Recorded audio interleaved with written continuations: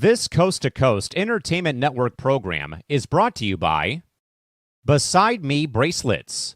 Our bracelets are handmade for any occasion. Use the promo code Coast to Coast for 15% off. Visit their website at besideme.com. Suzanne's Paparazzi Jewelry. With 24-hour shopping available, use the code 160920 and show her some love, like she showed us. Reaper Apparel Company, a commitment to live your most authentic way every single day. Visit reaperapparelco.com for more information and a look at all of their apparel offerings. And by Good Day Embroidery, your local source for custom embroidery, screen printing, and more. Log on to gooddayembroidery.com for more information.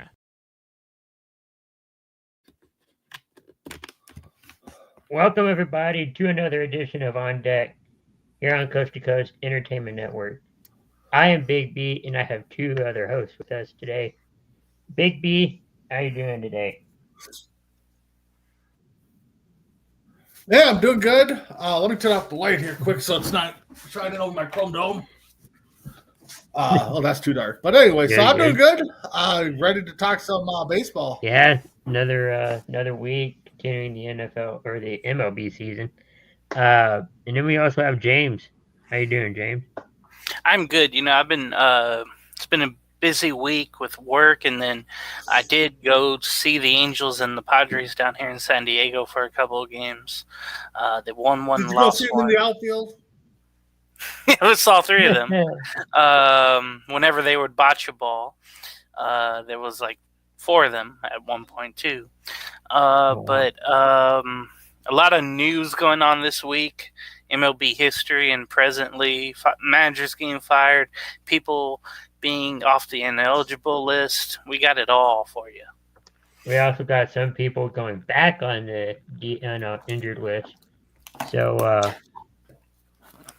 it's just been crazy. As you know, this is On Deck. We also have Entertainment Hour coming up about an hour or two after this. Having a double header today, Chris. Doubleheader. We're still working on that a little bit on scheduling. So Friday, Saturday, somewhere in there. You also have C2C at night on Monday. You have C2C Rankum on Tuesday with Big B and Tim. That's pretty much it on shows so far. In between the ropes on Sunday.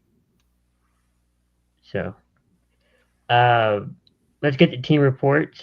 James, what's your Angels up to? Oh, okay. So they made some changes on the coaching front. They just switched base coaches. What's funny, though, they put the fastest, Eric Young Sr., they've moved him to first instead of third to maybe try to get more stolen bases. So Bo Porter went to third on that, and he's been having trouble sending people home whenever the Angels do get runs or try to get runs in. Right now, they're in last place, 18-25. They're playing the Freeway Series with the Dodgers as part of rivalry weekend. They won last night somehow, 6-2. The power and the pitching did well. Somehow yesterday against the champion Dodgers. But to start the week off, though, as I mentioned, they played San Diego, lost 2 out of 3. Played Baltimore, lost 2 out of 3. And won 2 out of 3 against Toronto. And then to start the month off, they lost 3 out of 4 against Detroit. So never really consistent there other from the losing. They play 2 more with the Dodgers tonight at 6 p.m. West Coast time, and then 1 p.m. West Coast time tomorrow. And then they play 4 games with the A's in West Sacramento. Still weird to say that. 3 with Miami at home, and then 3 with the Yankees. Then they end the month in Cleveland. So it's been a really, really tough schedule for the Angels. I mean, there's no guarantee they'll handle Miami. But Mike Trout still is out. They say it was a 10-day injury, his right knee but he's still out. It's been past 10-day IL. The stint on that, I think it's worse. I think the Angels are lying to everybody again. Their fireball closer, Ben Joyce, also put on the 60-day IL. He needs surgery for his shoulder, pitching shoulder, of course. So they finally mentioned that. They took a while just to make sure people buy their tickets for future games, but then they put him on the injured list. They keep doing that. They keep lying about people's statuses pretty much. I don't know what else to say, really. Clayton Kershaw will make his first start since last season for the Dodgers tonight against Tyler Anderson. Both are lefties, so that should be a fun game tonight, pitching-wise. Always fun with the Freeway Series. Was kind of shocked, though, Dodger Stadium wasn't sold out yesterday. But maybe it was all the Angel fans didn't want to show up either. Or it's a Friday night. Everybody just wanting to get out of work. But tonight, I'll mention more LA stuff, sadly. But they have a Vince Scully bobblehead as well. So it should be a capacity crowd. But talking about the Angels, though, again, last place. Just they can't hit well enough for a starting pitcher who does well. And, Kenley Jansen is doing okay. High ERA for the closer when he does get a chance to pitch. But it's more of the same, as you know, my misery with the Angels. Hopefully things will get better for the Angels, but the season's still young, so who knows. Big B, how's your Twins? Well, it's sad that we have a 12-game winning streak going. Right now, we're sticking it to the Brewers 3-0 in the bottom of the third, but we're still sitting in the middle of the pack there. Injuries kind of bit us early. Injuries are biting us now. Buxton is on a concussion.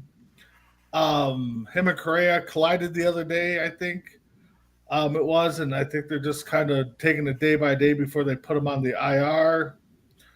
I guess they put him on the 7-day right now, so they'll be all 7 days.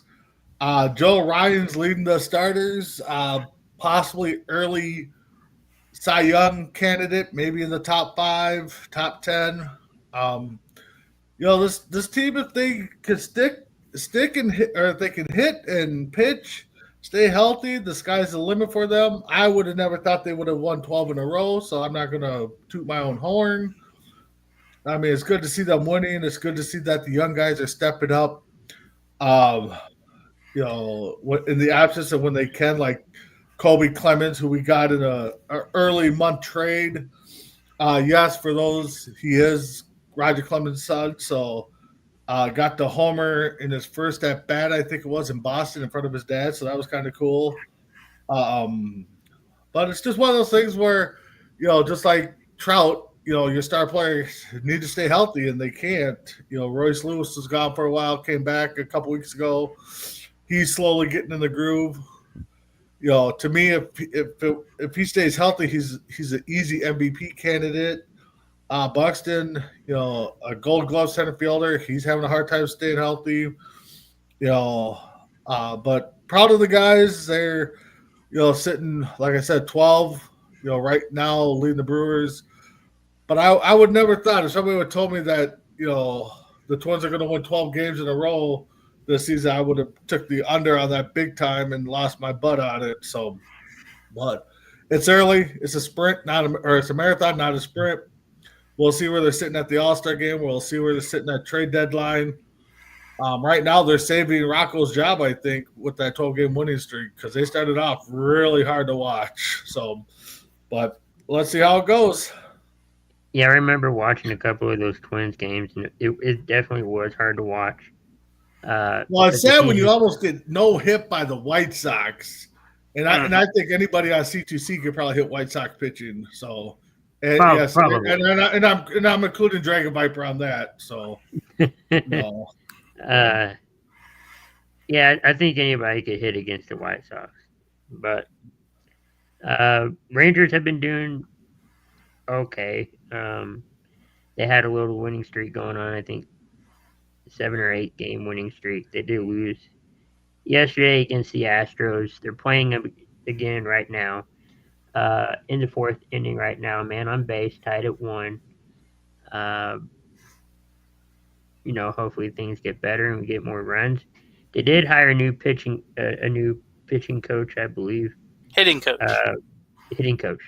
It's Brett Boone. Yep. From the podcasting Brett Boone, world. really? Okay. Yeah. He's doing his podcast and coaching the Rangers at the same time. So, I mean, not at the same time, but going back and forth. Chris, if I may share real quick what I heard from what he's doing. I was listening to him on Foul Territory. They were, interviewing him, and I had to get that for, when they fired their offensive coordinator, which still sounds weird that MLB has an offensive coordinator. But Brett Boone, he seems like such a laid-back, chill kind of guy, I guess. Maybe it's like California in him. We know his grandfather, Ray Boone, his father, Bob Boone, was a longtime catcher, Philly and Angel. His younger brother, Aaron, is the manager of the Yankees. I think there's another Boone as well. But Brett, he's really just... It's almost like he's letting the Texas Ranger hitters do whatever they want. But he said if he's there if there's questions or whatever. Yeah. So that's really interesting to hear because it's not like a hands-on approach. It's just like, hey, if you need something, let me know. Or I noticed this, and it seems like ever since he got on that that they've done well. Like you mentioned, they had a winning streak and they climbed their way back. They're only a game and a half out along with Houston out of first place from Seattle. But it seems like Brett Boone's just like managing, but letting the players do what they want. And Chris Young, along with Bruce Bochy, the San Diego connection there. It's pretty cool to see. And I know I think in June or July, the Rangers will be in Anaheim for a couple of series. No, I'm sorry, that's July. So I'm going to go out and see how the Rangers are doing. Let's see how they do, near the All-Star break. But yeah, Brett Boone, I haven't heard from him in a long time, and I didn't even know he had a podcast. Everybody's got a podcast. Mm-hmm. I know, right? And every other, I think, either Wednesday or Thursday, he comes on local radio, one of the stations, and does an interview like every other Wednesday or Thursday. Oh, okay. I can send you that too when he's going to be on. But no, I think Rangers are doing good. They just need to pick up the pace a little bit, and I think it's going to take time. The good thing is, he like you said, he's letting them coach, and if he sees something that needs to be worked on, or they have a question, I think he'll answer it. So. I think that's what the coaches got to do. They just let them play. I mean, they don't need offensive coordinators in baseball. Just go up there, hit the ball, put it in play. Here's a sign for bunt. Here's a sign for swing away, whatever. That's just a ridiculous term just to pay somebody else. But yeah, if they find, I mean, they're pro athletes. You see something that they may do or been doing wrong. Call them out on it, show them some video, let them learn from it. Stuff like that. Oh yeah, and I think that should be for any sport, not just baseball, but any sport. You should know how to play the game. Yeah, you're right. I mean, but there's some sports that do, need an offensive guy to draw plays and stuff. It's not just go out there unless you're, the Warriors and the Lakers who just want to play schoolyard basketball. So. That's true. As far as like what's going around, what's going on around MLB, you got the Phillies and the Pirates. I think it's pretty much over. It's top of the 7th, but the Phillies are leading at 5-0. Never say never in baseball. No, but it's not looking good for the Pirates. You got the Reds winning against the Guardians 3-1, bottom of the sixth. In the fourth, it's tied between the Cardinals and the Royals. 5-2 is your score between the Braves and the Red Sox. Braves are leading at 5-2 in the third. Your Twins, Big B, are facing the Brewers right now. Yep. Bottom of the third, and they're winning 3-0. No score between the Rockies and the Diamondbacks. I heard the Rockies want to do a complete overhaul of their team. Oh, they need to. Mm-hmm. They definitely need to. That or just go out of town. I don't know. Just leave. But I mean, it's just- honestly, can anybody name? I mean, without looking up, and James, maybe you looked up. Anybody name a Rocky? Chris Bryant. Is Brian still on the team? He's on the he's on the IL. I don't Okay, know how because that's the long. only guy I could think of, but I was Ryan unsure if he was still on the McMahon. team. Brendan Rodgers, Kyle Freeland, who's All from right, you Denver. could name a couple. Okay, I'll shut up. All right. But I know a 7 former Ranger Jacob on the- Stallings. There's a former Ranger on the Diamondback. After a while, it Yeah. gets hard to name some more. Herman Marquez, but I think he's injured. Yeah. But All right. that game just started. It's top of the first. That's all the scores going on right now. Later on, you got the Mariners and the Padres. 7:40 my time. That's when it'll get started. You have the Athletics going against the Giants. 8:05 my time. And then later on tonight, about 10 minutes into 8 o'clock my time, you have the Angels and the Dodgers, Battle of LA.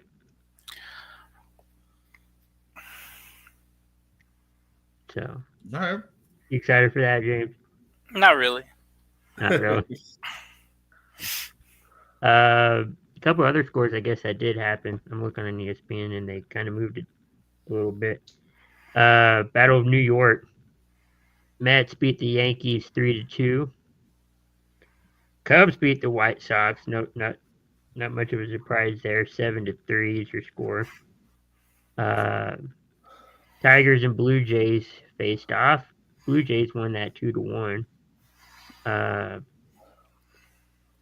Let's go into this. Well, we'll talk about it later. But the Nationals won against the Orioles 10-6. And then the Rays beat the Marlins 4-0. That's pretty much what's been going on in baseball today as far as what games are going on. As far as news goes, there's a lot going on, and we're going to start with, I guess, MLB's reversal on Pete Rose and many other players that were banned from baseball. It was originally a lifetime ban, but sadly, since they passed on, they decided to lift that ban, and now Pete Rose and many others are eligible now for the Baseball Hall of Fame. Any thoughts on that? Anybody want to start on that? I'm gonna go with Big B because I want to hear what he mentioned or said. So, all right. I knew this was going to happen down the road. I think we talked about this when Pete Rose passed. They're going to lift the ban.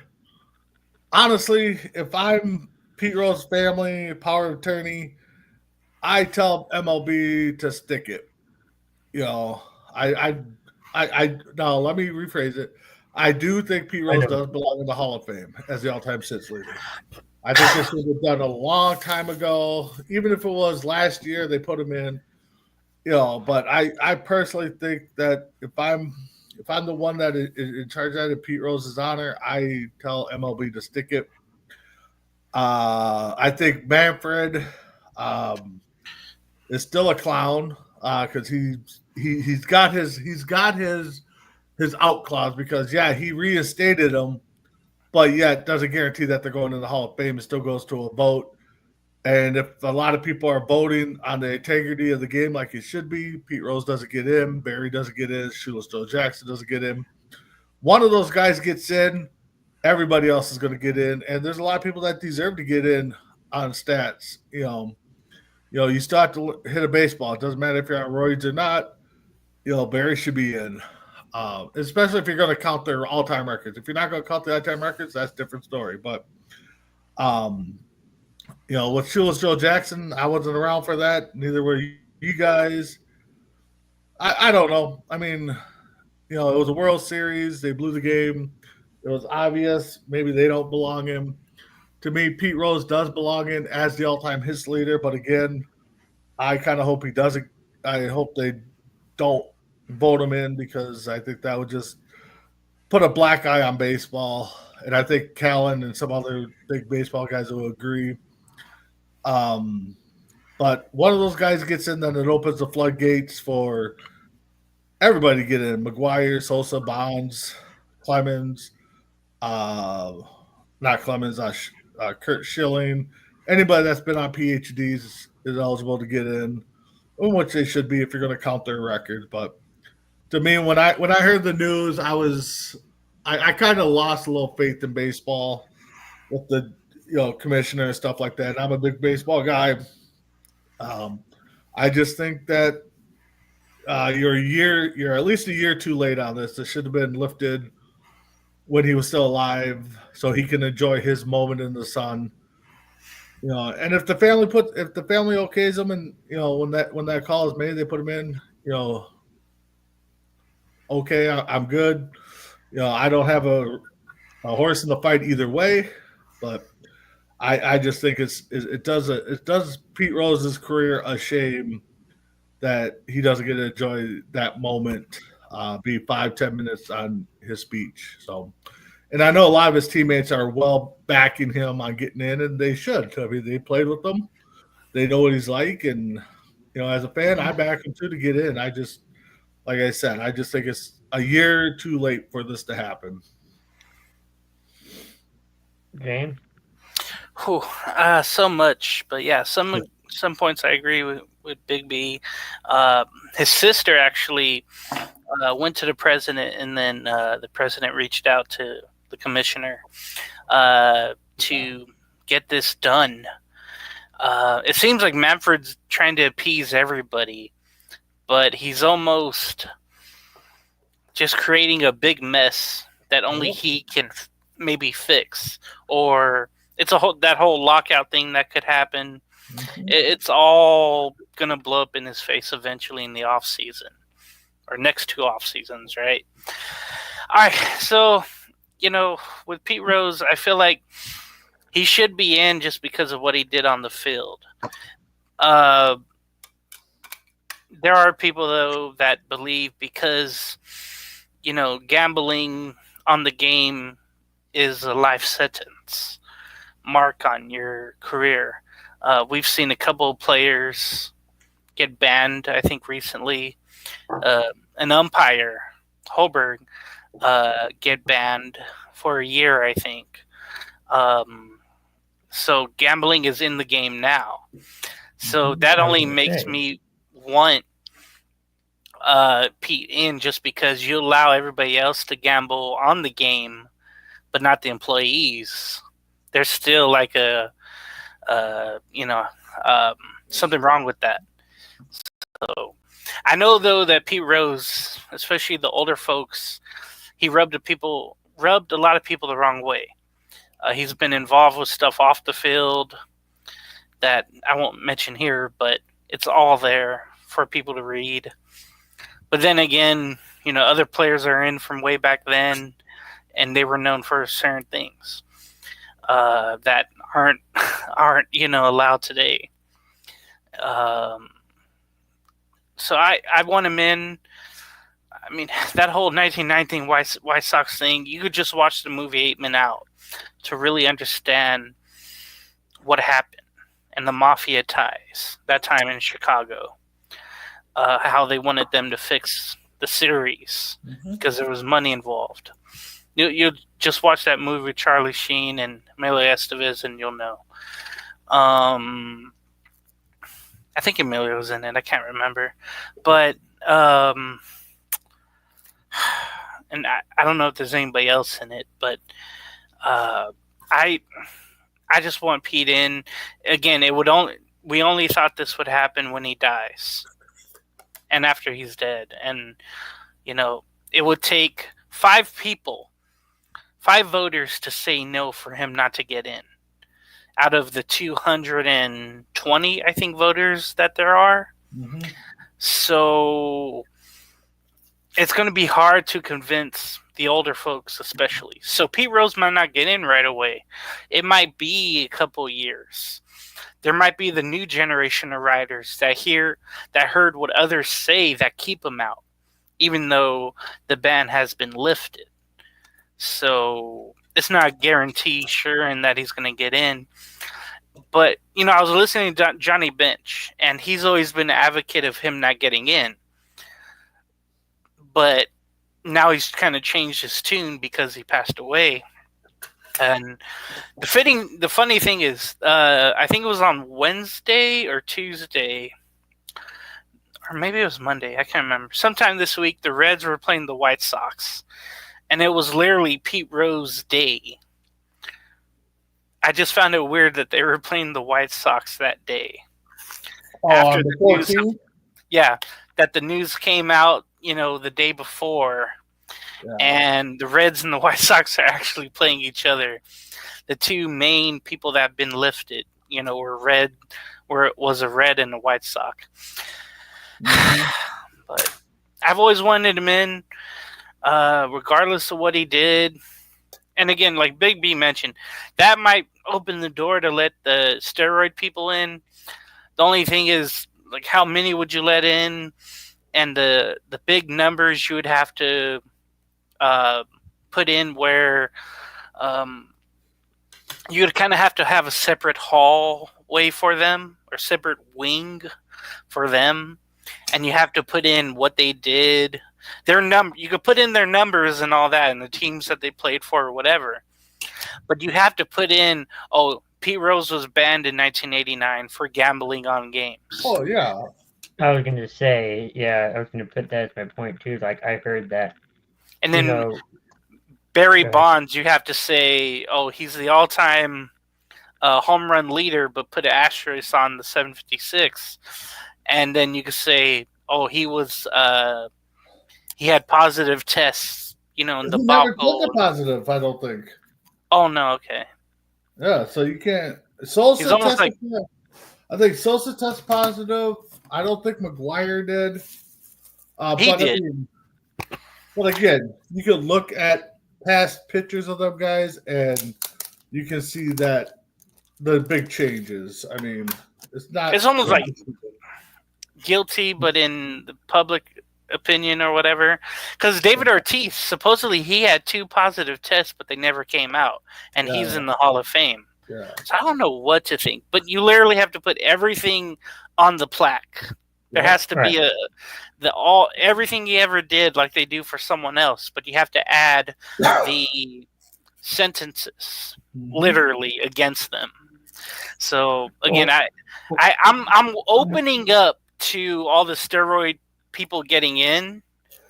As years have gone by, I'm kind of opening up to it, but there's still going to be people there that don't want that. No, there's going to be plenty of people that don't want that. And Pete's technically in. I mean, there's his stuff there, from breaking records and all that. And, as far as like, getting in a Hall of Fame with his plaque or whatever, it's part of the story, whether we like it or not. We don't, but, you have to tell that story. And like you said, put the information on there. Yeah. Yeah, I wouldn't be against the, as long as everything was proven, the people that got popped for PhDs, you put it on there. You got popped for betting on the game of baseball. I mean, granted, we got a few years before we have to talk about this, but Ohtani, do we believe that it was his interpreter, or do we believe it was him that placed those bets? I mean, that's It was sad. We'll never know because it's all been thrown under a rug, swept away. Exactly. I hate that. Yep. You're exactly right. We'll never know. Yeah. Ridiculous. All right, let's leave a comment down below what you guys think of this story as we get to our next topic. Rockies fire Bud Black after firing their hitting coach a month earlier. What's the clubhouse reaction when a manager is fired? James? Okay, so some context on this. Before it happened, the Rockies had one loss against the Padres last Friday, and then Saturday they lost 21-0 at home, and they still had about 36,000, 38,000 people show up. So we know there's a fan base there. We also know that their record at one point it was 7-33. I'm gonna see what their record is now, but it's really something. They got 7 wins total. So that they're 7-37 right now, and they've lost 4 in a row. Run differentials -145, so that's really, really bad.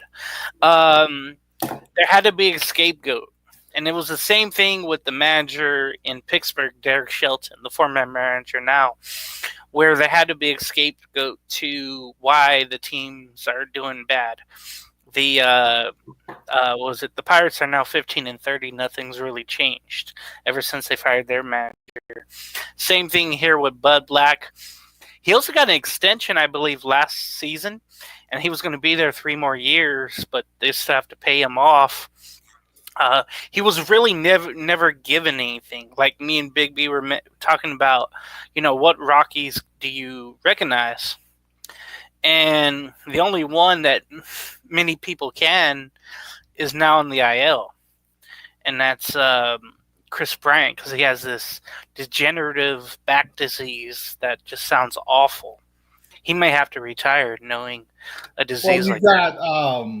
That rookie pitcher too, Paul Skeens. Yeah, he's on Pittsburgh. Yeah. So, and it's funny, he didn't really defend the manager. He literally basically said what I said, like somebody had to take the blame for this, for the losing. Like, not the players, but the manager. I didn't really hear what the Rocky players said. One, Kyle Freeland, he's from Colorado, from the area. He mentioned that hopefully the fans stick around. But he does mention that, and this is going back to what Chris said, where he was talking about other teams and how they run their organization. And I think the Rockies heard that, and like you said, they're changing things around, hopefully. A lot of teams have to do this. But yeah, they fired their manager Sunday after they won over San Diego. So they had to wait for them to win a game in order to fire him, because the GM backed Black after being shut out 21-0. And then the next day he gets fired after a win. It was just weird. And yeah, the question that I wanted to, put out there, when a manager gets fired, what is usually the house's reaction? Do they bond together, the players, or does nothing happen? Or, does the team get worse? Like we'll see with the Orioles and Brandon Hyde. Like today, they lost 10-6. They're in last place. There'll be more on that. But let me just go to Big B on that. Like when a manager gets fired, what's the players' reaction usually? Do they rally around that? Are they neutral? Or do they get worse maybe if they like the manager? Oh, that's tough, because I think you nailed it on the second part there. What's the relationship with the manager? Guys that have been there the longest, are going to have that manager love and want to do what's right and stuff like that. But then if you got like some of the rookies coming up, this year, they don't have that invested interest in what the managers said, over the years. So, to me, it's tough. I think I guess you try to get the veterans to talk to the young guys and tell them what the manager wanted. But then again, I mean, it's always the manager's fault. He's always, no matter what sport it is, it's always, the manager that has to take the heat. So it's just one of those things. I'm kind of torn with that. I guess if the manager lost the locker room, no matter who it is, then they want to change. But if it's the manager that, is taking the fall because the team, ain't producing, but they like the manager, then yeah, you might just want to tank and just keep it going. But if he lost the locker room because nobody believes in what he's saying, then it could turn to a positive, that he was the scapegoat. But if they still are stinking, it's not the manager's fault; it's the team's fault, and that's where like the Rockies, if they're in full rebuild mode, then nobody's safe.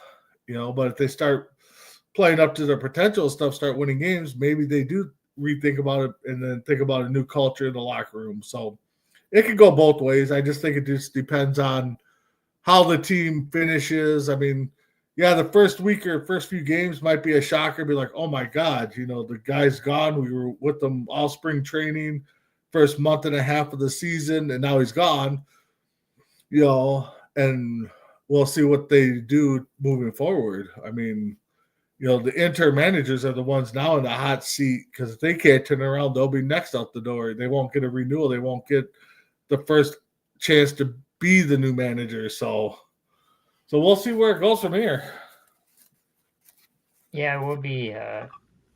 It's going to be interesting. I think that you have to keep the morale up a little bit.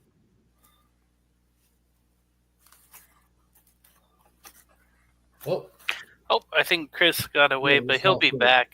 Yeah, today, this morning, got the news in Baltimore that Brennan Hyde was fired. That team right now, Baltimore, was struggling, or have been, excuse me. They're last place. They're 15-29. Obviously not where you want to be. They lost today too, 10-6 against Washington. They're doing the Beltway series there. Gotta admit this. I saw a play in the first inning. Their center fielder went back on the ball, and it looked like he didn't take the right route. He kind of half-hearted leaped for the ball. His name is Cedric Mullins, and it just looked like it was done on purpose. Like maybe he loved Brendan Hyde. It seemed like he was a fiery manager, but from the reports I heard is that he was like a loose kind of manager when he dealt with players. And sometimes you kind of go back and forth, I guess, with a manager like that. But there's new ownership in Baltimore, and I think they have bigger expectations. So some notes I had, they've lost the last 11 out of their 13. Obviously, have not done well. They've made the playoffs the last 2 years after missing it for a good 6 or 7 before that. They won 103 games 2023, won 91 last year and got the wild card, won the division in 2023 out of nowhere. Just came out of nowhere. Before that, though, won 83 games, lost 110, lost 108. So Brendan Hyde was there during the worst times, and they started to get draft picks. They started to build and build and build. And now the third base coach turned interim manager, Tony Malasolo, will be the manager there. He's been with the team since 21. The expectations are still high, but maybe a new voice in the clubhouse may do something with all these young players. But the management didn't do much during the offseason. They let Santander go, the right fielder, and Corbin Burns go in free agency. And it's two guys that you think you would kind of need. but they ended up, getting some, corner outfielders, Tyler O'Neill, and then for pitchers, they kind of went with some, older free agents, and they haven't been doing as well. They still have a great bullpen and young nucleus, but just something was off. And Big B, let me get your reaction on Brandon Hyde being fired, and then maybe if a new voice in the clubhouse can help a young team. See, you actually hit on a good point. What did the team do in the offseason? I mean, if they let some of their key parts go last year and didn't replace them, I mean, that could take a big hit on the team too. Be like, the management doesn't care, ownership doesn't care that if we were winning or not, because weren't they in the playoffs last year? A couple of games away from. Yeah, no, they were swept both years. They lost in the wild card round against Chris's Rangers in that first series, and then they were swept last season. I'm trying to remember who it was, but both times they were gone right away. Well, I mean, that's the thing, is that you've had so many down years and finally get around to it. I mean, 3 years ago, we all were pushing for them to make the playoffs. We were. And kind of oversee the Yankees and Red Sox and Blue Jays. And, and then the last 2 years they got into the playoffs. So it's just like, why don't you guys keep on building on what you have and not let your pieces go? And, so that might be a key reason too, is that the players are just like, we did good last year. We done good the last 2 years. Now they let some pieces go and didn't replace them. So that might be something. But again, you should be proud to be in the major leagues. You should be taking it with pride, playing up to your potential, even at your work. I mean, but so, yeah, I don't even think about the offseason moves they did or didn't make. So, Baltimore, I would say, overall, it's probably the biggest shock of the 2025 year on how they're not producing. They're sitting in last place. I know that's a tough division. They got some powerhouse teams in that division, but it just doesn't seem like they care. I think the Twins just recently shut them out twice, I think, out of a 3-game series. I could be wrong on that. But, yeah, I think, now that I think about it, with you saying that they didn't make many offseason moves, this one might be on the players just not caring now because they didn't make any season adjustments after they lost players. Yeah. It definitely, you have to keep morale up somehow. And not right away fire the coach or the manager, but see what the issue is before you get to that point. But it's not good. It'll be interesting to see who they start getting candidates to replace them. I haven't seen a list yet, but with the 2 openings, it'll be interesting to see what the candidate list comes out to be. Yeah, it will. But in the middle of the season, you do have that All-Star game, and it's, normally it's interesting, but the last couple of years it hasn't been. Is there a solution to make it better? Big B?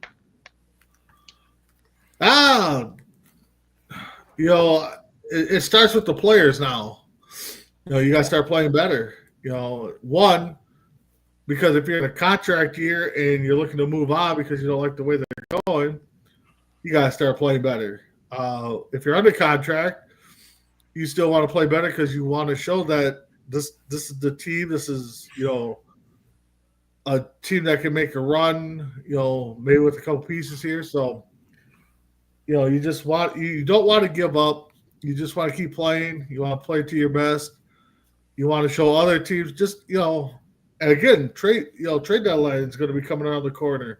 These teams that are out of it, you're going to want to be going to a contender. So you want teams like the Yankees and Dodgers to be like, hey, could we give up so-and-so and bring this guy in?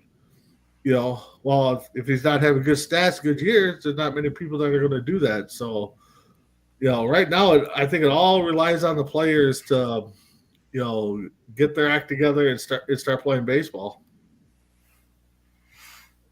Yeah, it does start with the players.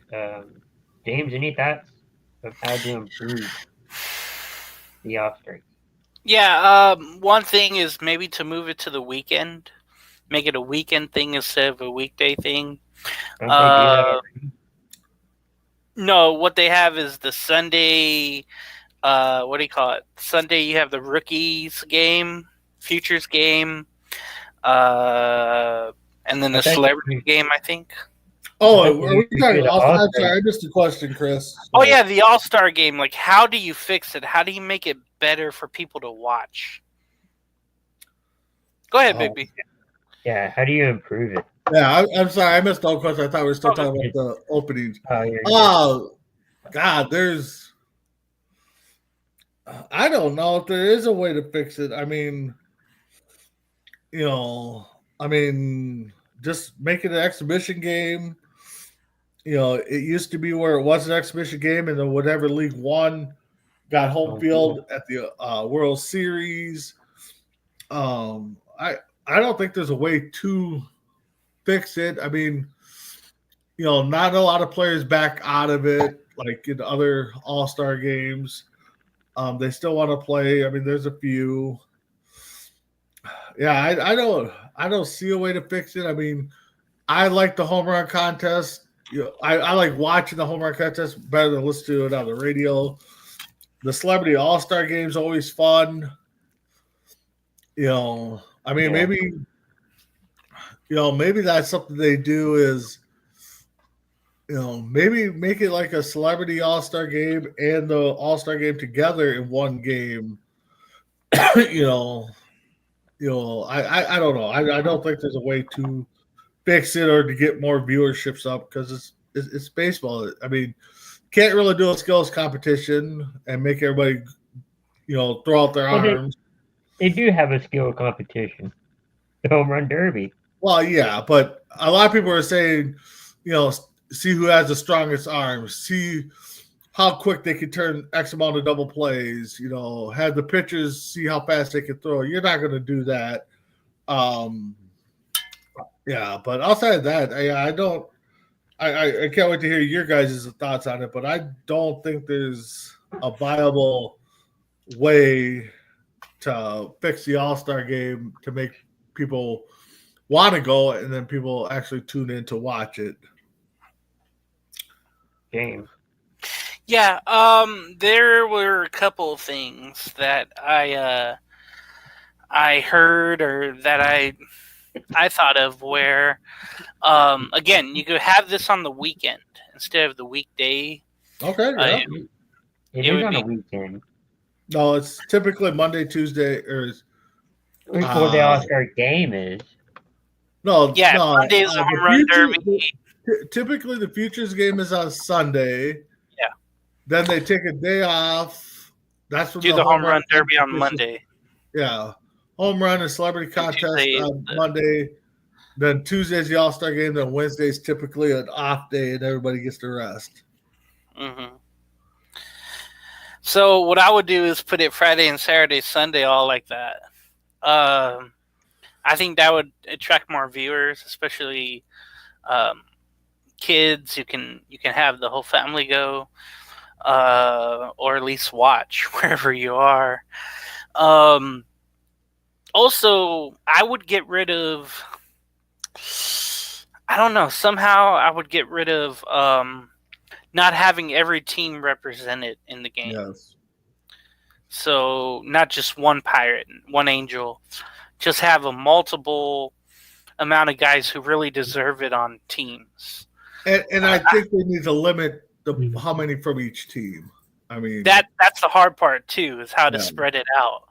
I had a friend say on another show, have 2 representatives from every team. I take 2 from every team. I don't know if you can. I don't know if we could have 2 from the Rockies right now, or even 1 from Colorado. So that's the problem with that, or Miami. You have to be above 500 to be eligible to. Now, what's funny, I think There's 20 teams are either at 500 or above out of the 30 right now. Well, there you If go. I looked at the standings, I just found that to be interesting because What my do team. you guys think? And this kind of just popped in my head. What about them doing a draft? Ooh, get rid of the American League, National League Yeah. format. It That'd can't be a work way for the NBA. It can't work for the NBA. Right, You know, that's what I was just about to mention. you pick two. You know, wherever the city, wherever the All-Star game's at, you pick. This year is Atlanta. Okay, so let's take Atlanta. You take Chipper Jones on one side as a captain, and then you take whoever their rival is on the American side, you know, as a captain of the American League. Or I guess you could do two Braves. It doesn't matter. And then- Chipper Jones. And then they do just a quick draft, like, you know, Sunday night. You know, make it prime time. They do a quick draft Sunday night.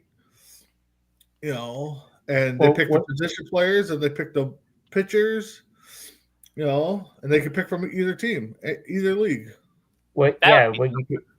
Yeah. Or you could kind of twist that a little bit too, and say like you could have a former, like it's in Atlanta, so you got a former Brave and a current Brave player, and then like you said, Big B, just do like a player draft. The fans can vote on who should be in the MLB All-Star game. Fans need to, honestly, No, the fans need to stay out of the All-Star voting because it's just a popularity contest. Ooh, yeah. For me, I was thinking, you know how hockey had that Four Nations tournament for their All-Star break, and they're going to do it again next year and get rid of the All-Star game? Maybe MLB should have the WBC finals every 3 years during the All-Star break. So those USA players, if they make it to the finals or semifinals and finals, they have to play that week. Maybe do that. Okay. Well, why don't you do the baseball classic finals then? That's what I'm talking about, the WBC. I can't think of really anything else because it's just like you could play USA versus the world, which the NBA is kind of trending to do. But then what about all the other teams, all-stars? Like, can you make a whole team of the world with an all-star roster that you're already going to have and just put them on the world team? It wouldn't be even. So I don't know if you could do that. You could try to do that, but it wouldn't be. I don't think it'd be even. But it'd be interesting to see. Like this year, if we get the all-star rosters, and we could say, hey, how many were born in the U.S.? How many were born in the in the world outside of America? Put that together and try to see if there would be enough pitchers for each. I don't think there'll be enough position players. I don't think there'll be enough outside of U.S. foreign pitchers. What? Okay, I got an idea. Why not go Major League versus Little League? No. Oh, minor league? You could do minor league. But they're already playing in the futures game against each other. And then they play in spring training all the time too. But that's spring training. Well, Chris, you might be you could do high school. You make it like a doubleheader. You got the National League All-Stars versus the National League Future Stars, and you got the AL versus the NL or AL Future Stars. I mean, something down the road. I mean, I think one thing, I think they got rid of it too, was the All-Star jerseys. I think they're going back to their team jerseys. I hope I'm right about that. Yeah, the team jerseys were kind of cool. I mean, the All-Star jerseys weren't, because they always kind of correlated them to the the city that the All-Star game was in. So it wasn't bad, but I like, I'm old school. Keep it to the All-Star, the team jerseys. Because you can say, hey, like the past years where it's been really hard to see people's names and numbers on jerseys. You'd be like, hey, some outsider who doesn't like MLB can say like, oh, that's Aaron Judge, but I don't know what team he plays for because everybody's wearing the same jersey. And one thing too, and maybe I'm just like I said, old school. I think a big thing that's killing the All Star game is the fact that they have interleague play now. I mean, that was the one cool thing about All Star game is you got to see the All Stars, one night a year. I mean, unless you saw the Cubs and Braves and stuff, but you got to see them go up against your favorite stars. So, and now you get to see that every day now. So that might be a thing too. Maybe it's just interleague plays just kind of killed it.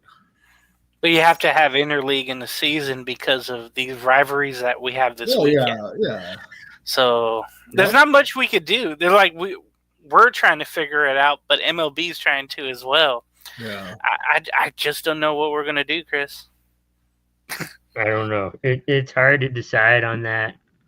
But hopefully MLB will. Well, I won't say.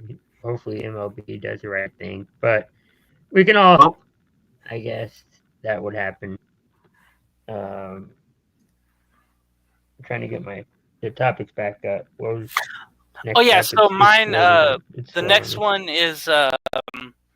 Should there be an in-season tournament for MLB, just like it is in the NBA?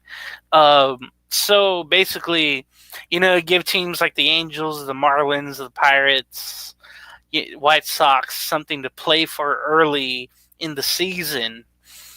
And then you do it the same way where a lot of the games count toward the regular season. And then you have a weekend like in Vegas in the future or something where you have the semifinals and finals there in Vegas or wherever you move it to. It's like almost a little WBC tournament in season. I know the purists wouldn't like it because you're messing up the schedule. But for basketball, I don't think they count against or they count towards your standings. Just the qualifiers all do. Yeah. Mm-hmm. And then once you get to the last round and then the championship game, those don't count. It's just weird how that is. But Big B, would you like to see that? Let's say like if the Twins had no expectations, at least they could play for this tournament that they do in like European soccer, or do you think it would ruin kind of the experience of the regular season in baseball already? Yeah, no, they can't do an in-season tournament. I mean, just kind of thinking about it, maybe they do that. Maybe they take a week off and then maybe they do some kind of in-season tournament / all-star game somehow. Play the final at the All-Star game? Well, not even that, but just take a week or two off, and maybe each division maybe comes up with an All-Star roster, and we do a quick round robin tournament. But I don't know. I think we're getting too far into it. But no, I don't see them needing a in-season tournament. Now you're just copying the basketball. You're giving them participation trophy, for something that doesn't really mean anything. Unless they can find something meaningful to come out of it, there's no reason for an in-season tournament. Yeah. Yeah, we don't need it. I'm not big on the No. If you turn around and give the final four, or what is it, 6 teams, the 6 last place teams, a little tournament for the first overall pick. Maybe do a 2 out of 3 there, and the winner of that gets the first overall pick. I mean, at the end of the year, maybe that's something I would think about. But yeah, nothing in season. I kind of agree with that. I don't think, I'm not big on the basketball tournament. But we'll see what happens. Anything can change. Will we ever see a team or an organization throw analytics away for good if it's not working for the player? James? The reason I had this question out there, because a lot of teams use analytics. I think all of them do in some way. But it's led to lower batting averages. It's led to more Tommy John surgeries and elbow issues and shoulder issues because everybody's following the trend of throwing a sweeper, which is a different arm angle.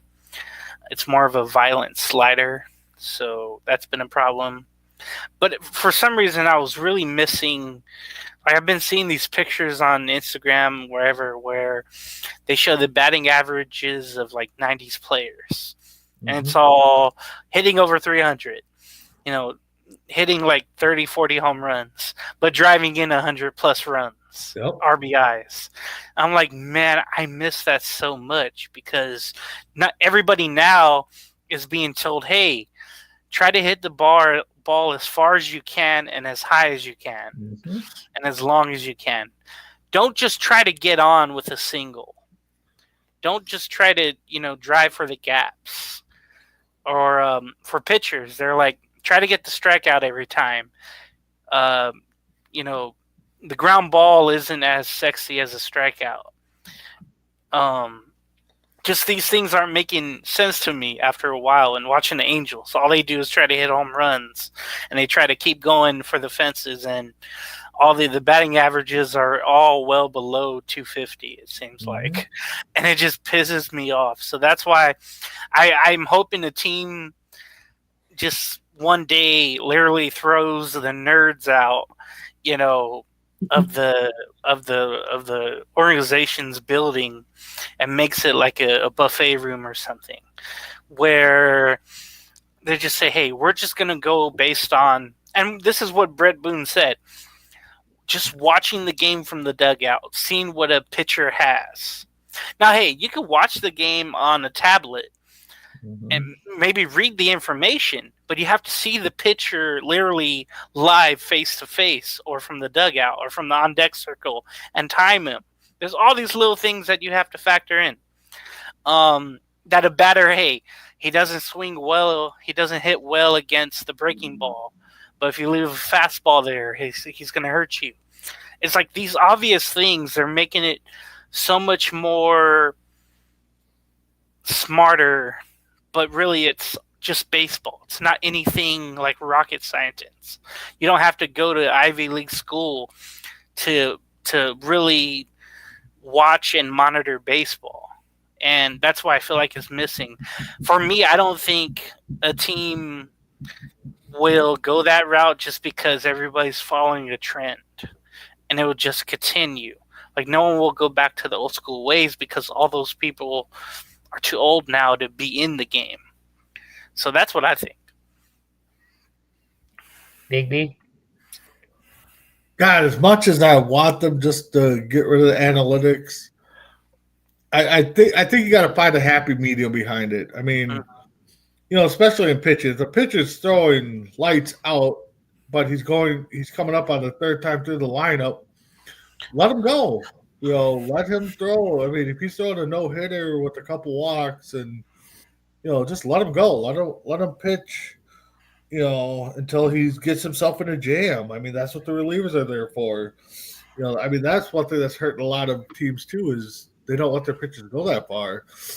Like James said, if the guy can't hit a curveball to save his life, I'm throwing all the breaking ball stuff I can at him. But if it's starting to walk, okay, let's throw that out the books and we got to start chasing some fastballs. I think there has to be a happy medium. I mean, if it was up to me, I'm going old school, kind of going with my gut and throwing analytics out the door to a point. Because you just never know. I mean, a lefty versus lefty matchup doesn't favor the hitter that well. But you know what? The guy's on a 10-game hitting streak. He's 3 for 3 in the game right now, and they're going to bring in a lefty, but he's batting 100 against the lefties. You know what? I'm going to let him back because he's been one of my best players over the last 10 games. So I'm going to let him swing away. I just think analytics there's part of analytics that needs to be in the game, but yet I still think we need to go back to the old school way and they're kind of doing a little bit now. The stolen bases have been up a little bit. I think the pitch clock kind of helped with that. You need to, okay, how can I get running with one out or no outs on first over to third? Well, you're going to need to bunt them over one, and hopefully maybe they don't get an out. Okay, now you hit a deep fly ball, sacrifice that runner in. Some of that stuff needs to come back in baseball. I don't think it all will, and I don't think analytics is going to stick around forever either. I think there's going to be somebody that's going to be like, nope, I want to do this my way, and they're going to come up with something different. I'd use it as an aid, not necessarily like a full-on crush, so to speak. I just use it as an aid, like a guide. Okay, this happened. Yeah, exactly, Chris. Let's try that. You're right. Yeah. I just wouldn't fully be heavy on it. But who knows? I think things will change. It's more of a phase, I think, but well, we'll see. At least, yeah. And James, are there any big stats or anything for this week? For this week, no, I want to mention this. Wednesday, I was watching the Red Sox and Tigers, and the main pitcher for Detroit this year, Tyreek Skubal, he threw his first walk since April 20th. I just find that to be crazy. That he almost went 2 months. I'm sorry, no, he almost went. Yeah. He almost went 1 month without throwing a walk. I think that's amazing. We get to the standings now on this rivalry weekend, and then we can get out of here. Yeah. I got them in front of me. All right, go ahead. All right, so the American League West, you have Seattle in first place with all that's going on there. They lead the Texas teams by a game and a half. The Athletics are 3 back, and then the Angels are 6 back in last place. So AOS, it's been interesting because the A's have come out of nowhere and done pretty well after a horrid start, but they have lost 3 in a row. And Texas, like you mentioned, are trending upwards with the new hitting coach and players coming back off of injury. The AL East is pretty much the Yankees. They lead by 4 games. Everybody else is under 500 in that AL East. Toronto, 4 games back. Boston, 4.5 back. Tampa Bay's 5 back, and the Orioles 10.5 back. One thing about Boston, they're having players kind of revolt against their manager or just not doing well. The whole Rafael Devers thing, not wanting to move from third base. Now they want him to play first, but he doesn't want to. And they had to have a meeting with him, and he told them to go get a first baseman.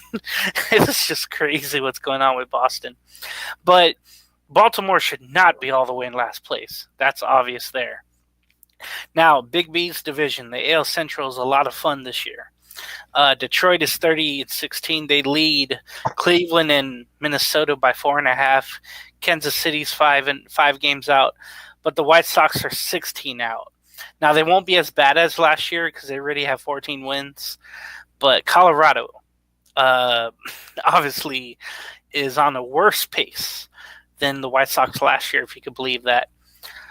So you guys, out of the American League, what's your takeaways from the standings? Mine, the East, with Baltimore being as bad as they are, I know they're only, they're 10 games out of first, but they're, 5 out of being out of last place. I think that's a big shocker. Tampa Bay, not having a home field this year because of the storms and stuff. I think that could be kind of a shot in the arm. In the Central, no surprises there. Outside of the Twins winning 12 games in a row, and they're on their way to 13 right now, leading 6-0. So I think that top, if the Twins keep doing what they're doing, I think that's going to be a race to watch. in the West, again, you got Oakland, another team that the Athletics, because they're in between homes themselves. I think that's the team to watch in general, just see how fun they're playing. They've already, are over 20 wins. I kind of throw it out there that kind of want to see Tampa Bay and the Athletics, make it to the world or make it to the AL finals to see who goes to the World Series, because neither one has a home field, and kind of see what MLB would do in that situation. Seattle, they're hanging tough. I know a lot of people are still against Houston. So, but I say right now, American League, my surprise is how bad Baltimore has become over the last, this year. Definitely. All right, it looks like Chris is on mute. So, all right, I'm gonna read the NL standings, and there's some interesting surprises with the NL right now. The Mets lead the Phillies by a game and a half in first place. By the way, Mets and Yankees have been fun to watch this weekend. They play Sunday Night Baseball tomorrow, and remember, that's Juan Soto coming back to the Bronx, and they've turned their back on him. As we'll see, I think in the reels, if Chris has them, or we could do them another day. But the Braves, though, they've won so many in a row. They're 5.5 back, even with all of the winning streaks that they've had. Yep. They're a game above 500. And then Washington, Miami, they're where they're supposed to be, 9.5 back, 11 back. But in the AL Central, the Cubs have been a lot of fun this year. Even with losing their ace, Justin Steele, Kyle Tucker, Pete Armstrong, they've all done very well offensively. They're a candidate maybe to make a move to get a starter out there to help their chances to win a division. They lead the Cardinals by a game and a half, which they're also surprised. They had a long winning streak just like the Twins did, and I think both finally ended. No, the Twins are still... No, they've won 12 in a row, right? Yep, they're on their way for 13 right now. So that's right. So the Cardinals had a winning streak, I think, of 8 or 9, and that ended during the week. But now they're 5 games under 5 or above 500. They used to be in 4th. Mm-hmm. Cincinnati's right there, a game under, but they're 4.5. Milwaukee, like I thought, would slip this year. They're 5.5. But Pittsburgh is just very disappointing at 12 games under, and out of first place, 15-31. NL West is a lot of fun. Other from Colorado, the Dodgers, they're 29-16. They lead San Diego by 1 game this year. It's not like 10 like it used to be. The Padres again. 27-16. The Giants 26-19, only 3 games out of first. The Diamondbacks 24-21, they're 5 games out of first. And then you have Colorado again 7-37. They're already 21.5 games out of first place.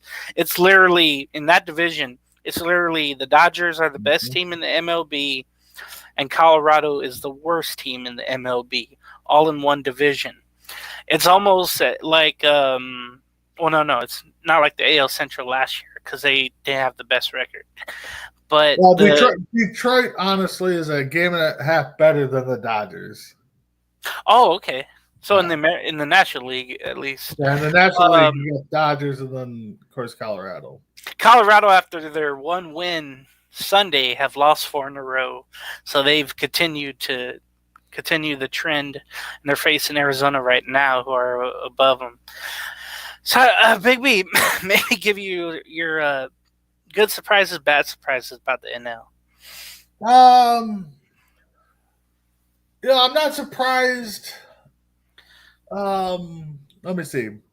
The Cubs and Mets Mets, Brewers are typically the 3 teams that always either start off hot and we have high hopes for them, or they start off slow and then they put it on at the end of the year, and then they get to the playoffs and they choke it away. So I'm not really surprised that the Cubs and Mets are up there right now. It's just going to depend on how they finish. I mean, we always, talked about how the Mets always tank at the end. Yeah. Last year they did the opposite, though. Yeah. They had a good 2 months. Cubs kind of do the same thing. Brewers, if they're hanging around, could get hot at the right time. I'm kind of surprised at how bad Pittsburgh is. They're supposed to have a nice young nucleus team. Of course, that's why their coach got fired. Kind of interested to see what the West does. I mean, the Dodgers, the Padres always have been in battles. I know our good man Callan's always watching that because he's a Padre fan. San Fran's still looking to be a pretty powerful house there team. Colorado, I mean, I think that's going to be, something to where, when are they going to officially be eliminated from the playoffs talk? I think it's going to be one of those things where July. July. I mean, and then we're all going to look to see when was the earliest team got eliminated from the playoffs officially. I mean, could it be at the All-Star break? I mean, I think that would be kind of hilarious if they're eliminated by the what was All-Star it with the White Sox? They lost 120, and what was it? They won 40 games. Yeah. Now the Rockies are on pace to win only 26 games. Yeah. Well, that's what I'm saying. Crazy. I mean, if one of those teams ahead of them, I shouldn't even say that gets ahead of those teams. I mean, just a wild card factor. I mean, one of those wild card teams gets on a rampage, winning. Colorado starts losing. I mean, it gets worse. They could be eliminated from playoffs soon. I mean, that's just but I don't really have any big surprises except for maybe Pittsburgh and how bad Colorado is. The good teams are up there. I guess maybe the Braves. I know they've been battling some injuries, but they got a nice young nucleus there, signed up for I think pretty much of all of 2020's years. I think they start losing them on 2030 or something like that. So right, their core that they have, and Ronald Acuna Jr. should be back maybe sometime next week. He's out in AAA. He's feeling better. Remember, he's had two in his career. When they won the World Series in 21, he had a long season injury. Last year and into this year, he's had a long injury, but he's on his way back, and that could kind of help the Braves, I would think. Well, and that's the thing too with Acuna. A lot of people were talking about how that injury that he had last year might have ended his career. There's a lot of talk about that. So, but we'll see. I mean, we'll see what he does. If how well is he going to come back? So, but we'll see what happens there.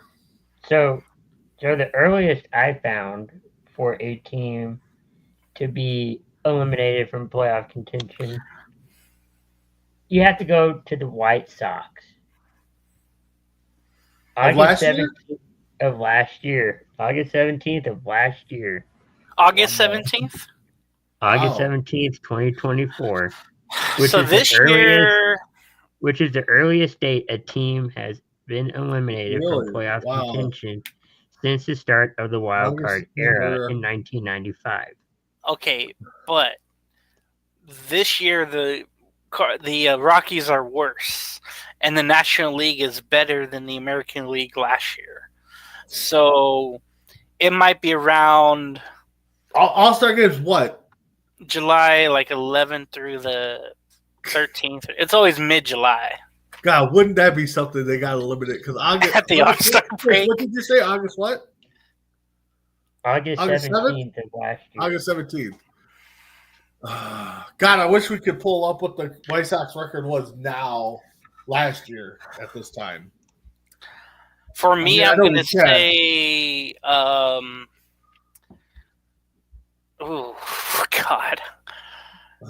Maybe August 9th or 10th this year for the Rockies to get eliminated. If the National League continues to get better, like if the Braves get better, somehow the Brewers get better, and if the NL West continues to do what they do, the division will get out of hand, maybe. Even worse. That's going to be... I didn't even think about that. Okay, James, what's White Sox record now? The White Sox record right now is, I think, 15 and 30. Oh no! Wait. 14-32 this They're year. not okay. They're not that far off. The record at this time last year was 14-31. Yep, 14 The 31. hell? So there are the 7 games difference. So yeah, you're looking at August 1st, end of July. Could be the start talking over under on when the Rockets are going to be eliminated from the playoffs. That is wild. Almost an identical record. Almost. I joke about this all the time, but with the Angels, where it's like they're not officially eliminated by July, but it looks like they don't have a chance to get back into competing. But literally, it's going to be the Rockies who are maybe out by a certain early date. Yeah, so they're exactly. Well, I should say exactly. I guess they're a game difference totally played, with the Rockies being 7-37. So, yeah, you're looking at. Yeah, that's just ridiculous. I mean, it get eliminated before. I mean, the All-Star games when? July 14th through the 17th is the break. So it's the 5th. The game is the 15th. So you have the All-Star game, and then within a matter of 2 weeks, you're going to get your first team eliminated from the playoffs. Not good for baseball. No, not good for the Rockies. Mm-hmm. No. As we close out, any final thoughts before we head out? We have reels, but we could just play them next week. Yeah. For me, because I got to go, but there'll be a doubleheader with Entertainment Hour coming up, I think, at 8 p.m. West Coast time. Yeah. So I'm going to get ready for that. There's a lot of interesting topics, of course, in Hollywood. I don't think we'll touch a certain case that's going on right now. I wish we would. But I don't think we want to go into that. But well, I must have missed something. All right. Puff Daddy. That's the one. But just keep watching Coast to Coast because, like Chris mentioned, all the shows that are coming on this week. I believe Brandon has the St. Paul Bears coach on again, I want to say. Yeah, we'll have him on. They have a preseason game on the 24th, so we might hook up this week before the game to kind of get their little game plan or get their thoughts on the that first game. But definitely we'll have them on after that first preseason game to see how they did. C2C Rankum will be back this week due to some technical issues and not feeling good. So we'll be back with C2C Rankum between the ropes tomorrow. Talk about my little indie event I went to, who I met. It was really nice to talk to some people. So just keep checking us out. Yeah, it's going to be a fun week. A lot of stuff happening in the entertainment world. A lot of stuff happening in wrestling as well. We'll cover that this week. And maybe one day this week, too, maybe we can squeeze in a look at the NFL schedules. I don't know. Yeah, that's something we definitely got to look at. I'm predicting right now Vikings are going 17-0 or 0-17. So that's my prediction for the Vikings. Super Bowl or no Super Bowl? Somewhere in between there. Yeah, so there you go. So with that, everybody have a good week. Enjoy baseball. Enjoy the NHL playoffs. Go Wolves. Wolves in 5. Go Stars. Hopefully they can close it out. But with that, have a great weekend, and we'll be back next week for On Deck.